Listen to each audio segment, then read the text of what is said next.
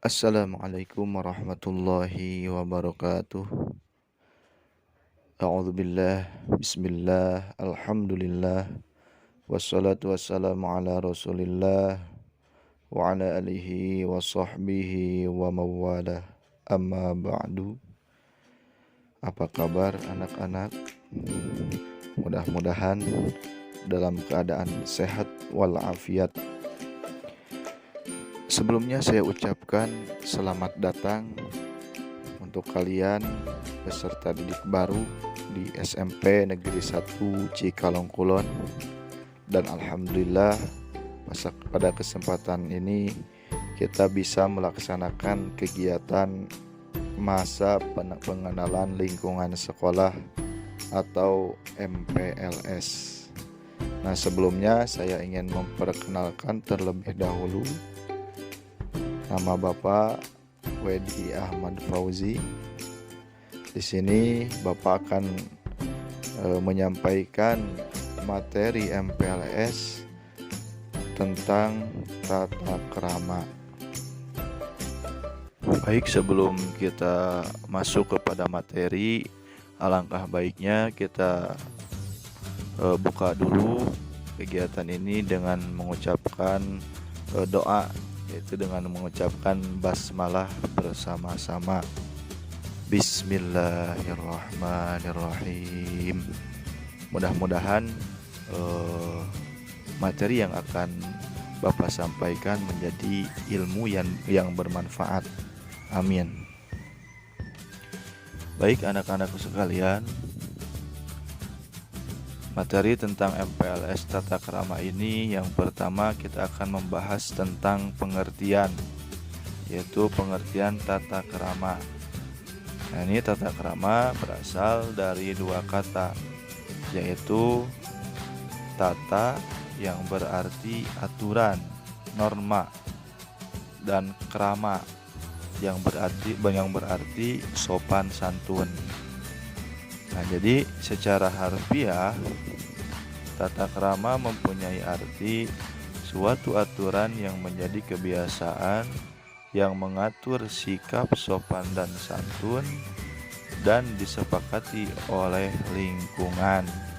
Nah, jadi mempelajari tentang tata krama ini sangat penting sekali dan juga sangat penting untuk dilaksanakan di lingkungan. Nah, diantaranya lingkungan itu kan banyak, ada lingkungan sekolah, yang utama ini lingkungan sekolah kita bahas. Terus ada lingkungan masyarakat, ada lingkungan rumah, di rumah, dan lain sebagainya. Nah, selanjutnya apa sih fungsi dari tata krama itu? Nah, fungsi tata krama adalah dapat menciptakan kondisi masyarakat tertib, damai, menyenangkan, dan teratur, karena setiap pribadi selalu menjaga perilakunya dengan baik, karena sesuai dengan norma atau aturan yang sudah disepakati, sehingga selalu berperilaku menghormati dan menghargai orang lain. Nah, jadi ketika semua orang melaksanakan yang namanya tata krama, nah itu kehidupan itu akan tentram begitu. Tidak akan ada yang namanya kegaduhan atau tidak akan ada masalah. Nah, selanjutnya bagi siswa, tata krama atau sopan santun merupakan perwujudan budi pekerti yang luhur yang diperoleh melalui pendidikan dan latihan dari berbagai orang dalam kedudukannya masing-masing, seperti orang tua, guru, pemuka agama, dan masyarakat umum, tulisan-tulisan, dan hasil karya para bijak. Nah, ini contohnya seperti halnya kita kan dari dulu diajarkan oleh orang tua kita, ketika misalkan kita menerima pemberian dari orang lain, nah itu diambilnya harus dengan tangan kanan. Nah, itu contoh halnya tata krama yang diajarkan oleh orang tua. Selanjutnya jenis-jenis tata krama. Nah, ini jenis-jenis tata krama di sini akan kita bahas ada 4 gitu. Yang pertama tata krama berbicara. Yang kedua tata krama bergaul. Yang ketiga tata krama berpenampilan.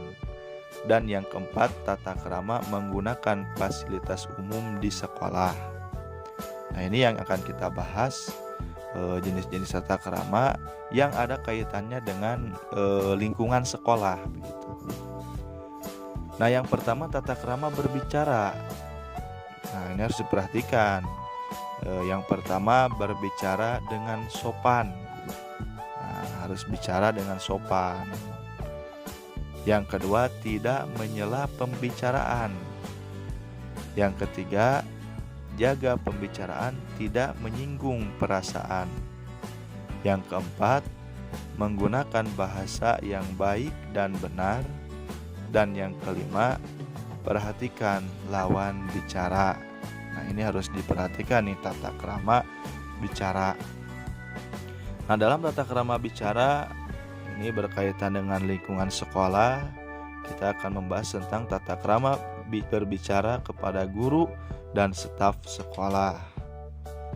Nah, yang pertama ini tata krama tatap muka. Nah, kita kan sekarang itu lagi masa pandemi.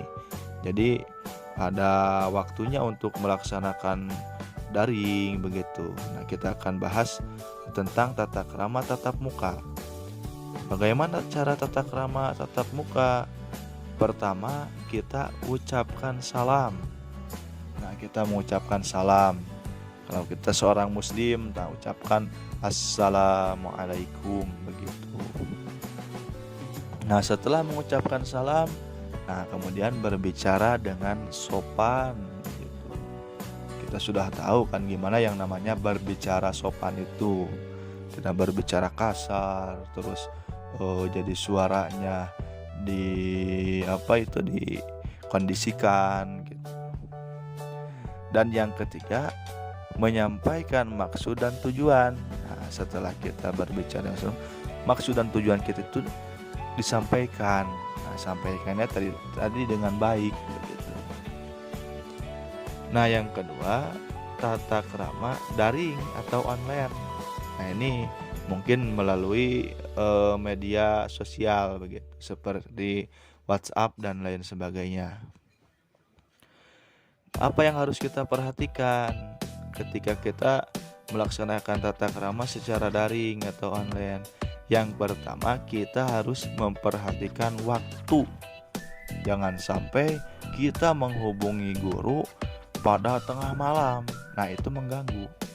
Nah, kita perhatikan, kalau kita ada keperluan kepada guru, perhatikan waktu.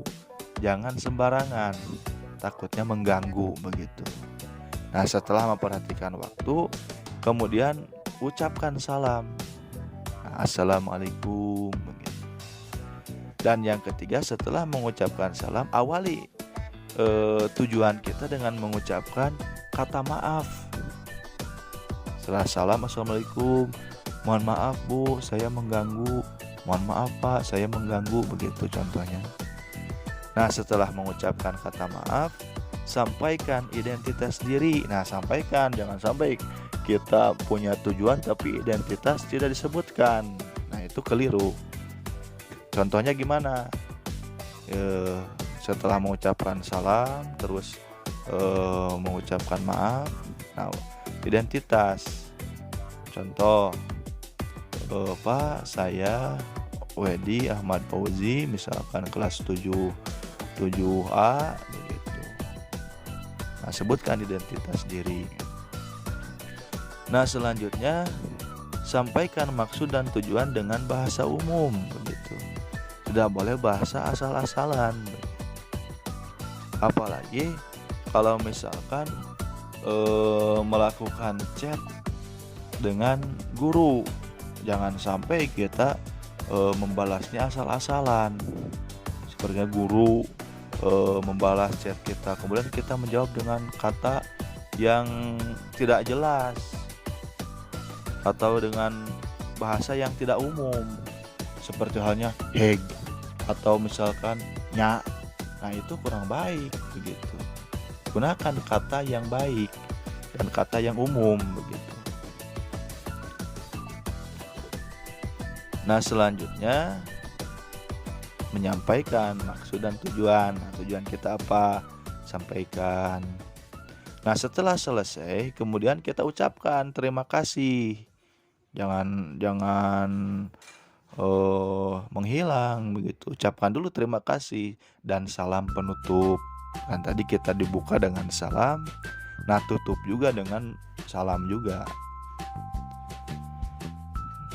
Selanjutnya tata krama berbicara dengan teman. Dengan teman. Mau itu teman sekelas, mau teman satu sekolah. Nah, yang pertama, gunakan bahasa yang baik. Jangan sampai berbicara dengan teman itu menggunakan kata-kata yang tidak baik. Gunakan kata yang baik. Yang kedua, tidak memanggil nama panggilan selain namanya. Atau jangan sampai kita manggil teman dengan nama orang tuanya misalkan, atau nama-nama yang tidak baik. Nah, tidak boleh. Yang ketiga, tidak berbicara kotor. Dilarang berbicara kotor, seperti halnya berbicara binatang begitu, kebun binatang. Tidak boleh. Nah, selanjutnya yang kedua tadi tata krama bergaul. Nah, gimana tata krama bergaul? Yang pertama, ucapkan salam saat bertemu. Nah, ini mau bertemu dengan siapa saja kita ucapkan salam. Yang kedua, berbicara sopan.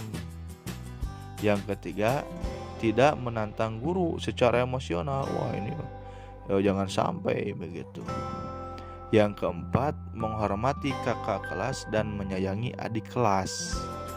Yang kelima, tidak ada yang namanya bullying. Yang keenam, tidak bermusuhan. Yang ketujuh, saling tolong menolong. Yang kedelapan, tidak berburuk sangka terhadap orang lain. Nah, ini diantaranya tata krama bergaul. Selanjutnya tata krama berpenampilan. Apa saja yang harus diperhatikan dalam tata krama berpenampilan ini? Yang pertama, berpakaian seragam sesuai dengan jadwal. Nah, jangan sampai ketika seragam sudah dijadwalkan kita pakai asal-asalan. Contoh, waktu belajar di kelas malah pakai baju olahraga, atau pada saat olahraga malah pakai baju putih biru misalkan. Nah, ini tidak bertata krama. Yang kedua, pakaian tidak ketat. Nah, jadi pakaian itu harus longgar, tidak kelihatan lekuk bentuk tubuhnya. Dan yaitu yang ketiga, tidak menggunakan perhiasan atau aksesoris dan berdandan secara berlebihan. Nah, biasa-biasa saja. Dan yang keempat, saat menggunakan baju bebas tidak boleh memakai kaos oblong, celana pendek dan bersandal. Nah, ini tentang tata krama berpenampilan. Nah, yaitu intinya kita harus berpakaian dengan rapi begitu. Selanjutnya tata krama menggunakan fasilitas umum di sekolah. Yang pertama, membuang sampah pada tempatnya. Nah, di sekolah sudah siap tempat sampah itu banyak begitu. Nah, kita buang kepada tempatnya. Yang kedua, menjaga kebersihan sekolah. Nah, ini menjadi tanggung jawab kita semua. Yang ketiga, merawat fasilitas sekolah. Yang keempat, mengembalikan barang yang dipinjam pada tempatnya. Nah, ini ada diantaranya tata krama menggunakan fasilitas umum di sekolah. Selanjutnya, penerapan tata krama. Penerapan tata krama dapat dilakukan di berbagai lingkungan kehidupan, di antaranya di rumah, di sekolah, dan di masyarakat. Contoh penerapan tata krama lingkungan rumah. Yang pertama, berbakti pada orang tua. Wajib bagi anak untuk menghormati kedua orang tuanya, berkata dengan baik, bentuknya dengan menyayangi dan mencintainya, sebagai ungkapan terima kasih dengan cara bertutur kata sopan, lemah lembut, mentaati perintahnya, meringankan bebannya, dan menyantuni jika mereka sudah tua. Nah, yang kedua, tata krama menyayangi saudara-saudaranya, saling membantu dalam hal pekerjaan rumah, saling berkomunikasi dengan baik, menjaga nama baik keluarganya, begitu. Ini tata krama di lingkungan rumah. Selanjutnya, penerapan tata krama di lingkungan sekolah nih, yang tadi sudah dibahas juga, tapi ini kita bahas lagi. Yang pertama, berpakaian sesuai dengan jadwalnya. Yang kedua, berpenampilan rapi sesuai dengan tata tertib sekolah. Pakaian, rambut, beratribut. Nah, itu jadi rambut tidak boleh gondrong untuk laki-laki dan tidak boleh diwarnai. Yang ketiga, saling mengucapkan salam jika bertemu dengan siswa yang lain. Jangan sampai ketika kita bertemu dengan siswa lain kita acuh begitu, ucapkan salam. Yang keempat, mengetuk pintu saat masuk ke kelas jika bapak atau ibu guru sudah berada di dalam kelas. Jadi tidak boleh langsung masuk, tidak permisi dulu. Yang kelima, berbicara dengan bahasa yang baik saat berkomunikasi dengan guru, teman, karyawan sekolah. Yang keenam, mentaati dan mematuhi perintah guru. Nah, jadi apa yang diperintahkan guru kita harus laksanakan. Apalagi yang berkaitan dengan tugas-tugas itu tuh harus dilaksanakan dan dikerjakan. Yang ketujuh, tidak membuat gaduh di dalam kelas atau di luar kelas. Nah, ini kalau melaksanakan kegaduhan ini merupakan hal yang tidak mempunyai tata krama. Dan yang kedelapan, mempersiapkan diri segala sesuatu yang berkaitan dengan kegiatan pembelajaran pada saat atau hari tersebut. Contohnya misalkan buku, alat tulis, pakaian, dan perangkat lainnya. Nah, ini contoh penerapan tata krama di lingkungan sekolah. Selanjutnya, penerapan tata krama di lingkungan masyarakat. Nah, ini penting juga nih. Kan kita hidup itu tidak hanya di rumah, di sekolah, dan harus bermasyarakat. Apa saja yang harus diperhatikan? Yang pertama, bersikap ramah dan santun dengan warga masyarakat. Yang kedua, berperan aktif dan positif dalam kegiatan di lingkungannya. Kita harus ikut berperan di masyarakat. Itu perannya peran yang aktif dan yang positif tentunya. Yang ketiga, berperilaku sesuai dengan aturan yang berlaku di lingkungannya di mana ia berada.